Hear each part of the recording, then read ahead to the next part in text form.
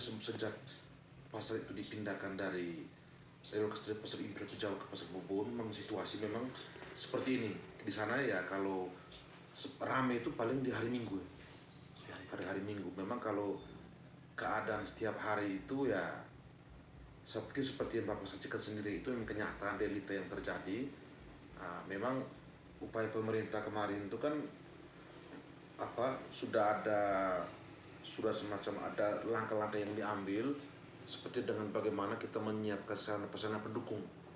Seperti kemarin kan ada rencana mungkin kita untuk pembangunan misalnya terminal kota di situ atau lain-lain. Cuma itu baru wacana yang tahun-tahun sebelumnya. Cuma memang sampai sekarang belum terrealisasi.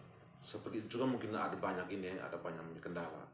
Cuma kalau situasi saat ini memang ya itu tadi, seperti Pak bisa tahu ya, selama ini kan kita lihat banyak sekali pedagang-pedagang pasar nih yang pada akhirnya mereka mencari pembeli. Sudah banyak sekali kendaraan-kendaraan yang sistemnya tuh pakai mobile tuh. Banyak kendaraan-kendaraan sekarang sudah dari kampung ke kampung, dari kelurahan ke kelurahan dengan menggunakan kendaraan baik pick up juga menggunakan sepeda motor. Sudah menjajakan itu, karena itu mungkin salah satu akibat juga karena memang pasar Ribah sepi. Mau tidak mau orang harus menggunakan langkah itu, karena memang di satu pihak mereka ini kan kadang sebagai as permudahan mungkin mereka ambil koperasi harian yang juga dituntut hal itu harus ini ya, mau tidak mau orang harus ada upaya-upaya itu juga. Memang selama ini kita lihat banyak sekali penjual pedagang kaki lima yang tersebar semuanya, yang itu juga menjual barang-barang yang sama seperti di pasar Bobo. Sehingga bayangkan kalau dari Bajawa harus beli sayur ke pasar Bobo, berapa yang biaya menggunakan. Sementara di sekitar ini kan banyak pasar-pasar antara yang sebenarnya itu sudah. Ini kita juga masih menunggu ini ya, kita masih berkoordinasi juga dengan lintas terkait dengan bagaimana supaya kita punya giat supaya kita mau kembali ke pasar Bobo di bawah. Memang terlintas itu kalau hari Minggu itu memang betul itu ramai di sana. Sedangkan kalau hari-hari biasa ya saya pikir seperti itu. Memang upaya kita tuh ya untuk jangka panjang kita rencanakan, hanya kita masih berkoordinasi juga ya. Kalau idealnya yang kita impikan tuh bagaimana supaya di bawah itu ada sarana-sarana pendukung yang setidaknya itu bisa masyarakat itu bisa ke sana.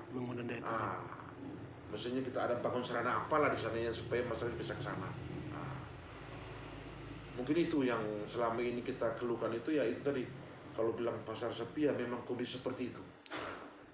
Memang langkah-langkah kita ini kan kemarin kita sudah pernah buat macam dengan teman-teman ASN semua, kita biasanya hari Jumat itu kan kita buat gerak jalan bersama untuk belanja bersama di sana. Biasanya kita buat giat tuh olahraga bersama di sekitar pasar Bobo, dan itu sudah dilakukan juga. Tapi ya itu sudah bisa kita lakukan, dia dalam posisi normal. Ketika kita tidak lakukan, dia kembali seperti itu. Itu mungkin realita yang terjadi di sana. Sehingga itu tadi banyak pedagang-pedagang yang dorang seperti saya katakan tadi sudah menggunakan penjualan mobile dengan menggunakan kendaraan ya, sehingga dorang harus mencari pembeli, karena juga terlilit sertifikat juga dorang mengambil as permulaan dari koperasi harian itu mungkin salah satu sebab juga yang membuat mereka harus keluar dari pasar untuk mencari pembeli. Salah satu persoalan itu juga daya beli masyarakat itu memang sangat menurun. Tapi kalau hari Minggu ya itu pasti semua orang berbondong-bondong ke pasar Bobo. Mungkin itu mungkin. Baik, maka ada satu pertanyaan lagi terkait dengan mobilisasi penjual yang menggunakan kendaraan-kendaraan itu. Apakah yang pertama, apakah itu mereka punya izin ya Pak Kadis? Kemudian yang kedua, bagaimana kalau memang mereka tidak punya izin, langkah yang ambil pemerintah untuk bisa menertibkan itu biar menghidupkan kembali pasar Bobo? Kalau soal perizinan ini ya itu sudah, saya juga belum ini, soal izinan ini saya juga tidak ini, saya tidak mengetahui sampai ke situ ya. Hanya kenyataannya yang sekarang ini kan ya banyak orang sudah menggunakan pick up. Bahkan sekarang saya sudah jual di emperan toko, seperti di Perliman itu, di toko-toko yang ini sudah jual, yang sebenarnya itu kan pelataran sebenarnya yang tidak boleh. Di belakang Karmel, belakang biar Karmel. Kalau belakang Jual biara, ikan. itu memang ya itu tadi. Itu sebenarnya hanya karena ya tekanan ekonomi juga. Karena mereka mau ini ya. Pemerintah ini begini, kalau soal pasar itu pasar rakyat yang ada di Kecamatan Bejawa itu yang pasar resmi itu hanya ada di Pasar Bobo. Jadi kami melakukan pembinaan terhadap mereka yang berada di Pasar Bobokan, itu yang di wilayah yang dibangun oleh pemerintah. Ya, benar. Itu pasar resmi. Kalau kami melakukan pembinaan yang di luar itu, ya kami jangan sampai nanti kami terkesan mendukung. Nah, jadi kami penataan pembinaan sepanjang itu ada di Bobo, kami melakukan penataan di sana.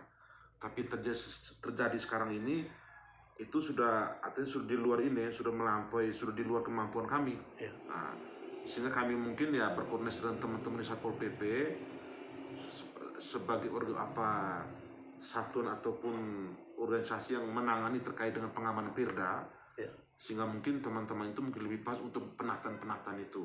Nah, memang selama ini sudah ada teman-teman Pol PP seperti di Pasar Impres, seperti di ex Pasar Impres juga di kompleks Perlimaan itu.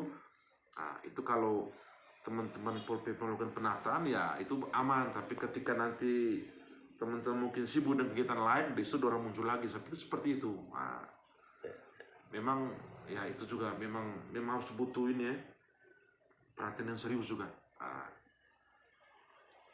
Baik, Pak Kadis, terkait dengan penataan pasar ini, untuk apakah mungkin ada kendala atau ada faktor yang menyebabkan, mungkin sekarang kan lagi ada efisiensi anggaran yang kita tahu bersama ya, mungkin itu salah satu faktor yang membuat dari pihak Dinas Perindustrian Perdagangan ini belum bisa mengoptimalkan pasar Bobo itu sendiri. Kalau penataan pasar, saya pikir itu perhatian pemerintah sudah sangat ini perhatian betul di bawah.